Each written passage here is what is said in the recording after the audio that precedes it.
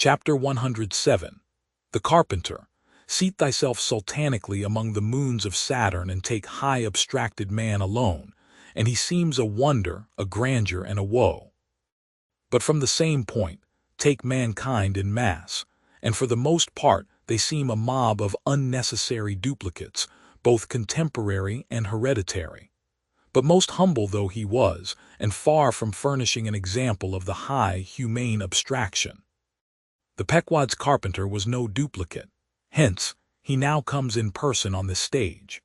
Like all seagoing ship carpenters, and more especially those belonging to whaling vessels, he was, to a certain off-handed, practical extent, alike experienced in numerous trades and callings collateral to his own.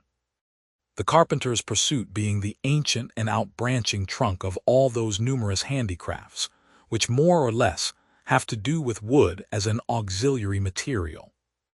But besides the application to him of the generic remark above, this carpenter of the Pequod was singularly efficient in those thousand nameless mechanical emergencies continually recurring in a large ship, upon a 3 or 4 years' voyage, in uncivilized and far distant seas. For not to speak of his readiness in ordinary duties, repairing stove boats, sprung spars, reforming the shape of clumsy bladed oars, inserting bull's eyes in the deck, or new tree nails in the side planks, and other miscellaneous matters more directly pertaining to his special business. He was moreover unhesitatingly expert in all manner of conflicting aptitudes, both useful and capricious. The one grand stage where he enacted all his various parts so manifold was his vice bench. A long, rude, ponderous table furnished with several vices, of different sizes, and both of iron and of wood. At all times except when whales were alongside, this bench was securely lashed athwartships against the rear of the tryworks. A belaying pin is found too large to be easily inserted into its hole. The carpenter claps it into one of his ever-ready vices, and straightway files it smaller. A lost land bird of strange plumage strays on board, and is made a captive. Out of clean-shaved rods of right whale bone and cross-beams of sperm whale ivory, the carpenter makes a pagoda-looking cage for it.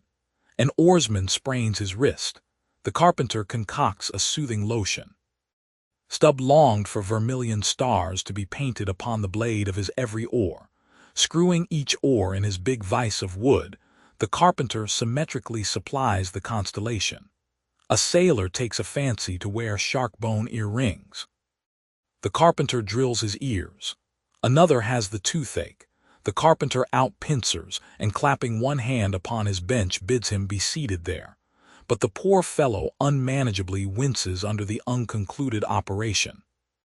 Whirling round the handle of his wooden vise, the carpenter signs him to clap his jaw in that, if he would have him draw the tooth.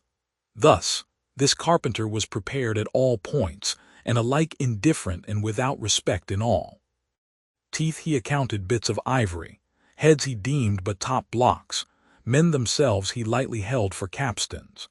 But while now upon so wide a field, thus variously accomplished, and with such liveliness of expertness in him, too, all this would seem to argue some uncommon vivacity of intelligence, but not precisely so, for nothing was this man more remarkable than for a certain impersonal stolidity, as it were, impersonal, I say, for it so shaded off into the surrounding infinite of things, that it seemed one with the general stolidity discernible in the whole visible world, which while pauselessly active in uncounted modes, still eternally holds its peace, and ignores you, though you dig foundations for cathedrals.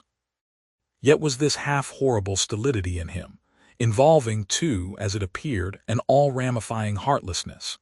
Yet was it oddly dashed at times, with an old, crutch-like, antediluvian, wheezing humorousness, not unstreaked now and then with a certain grizzled wittiness, such as might have served to pass the time during the midnight watch on the bearded forecastle of Noah's Ark. Was it that this old carpenter had been a lifelong wanderer, whose much rolling to and fro not only had gathered no moss, but what is more, had rubbed off whatever small outward clingings might have originally pertained to him. He was a stripped abstract, an unfractioned integral, uncompromised as a newborn babe, living without premeditated reference to this world or the next.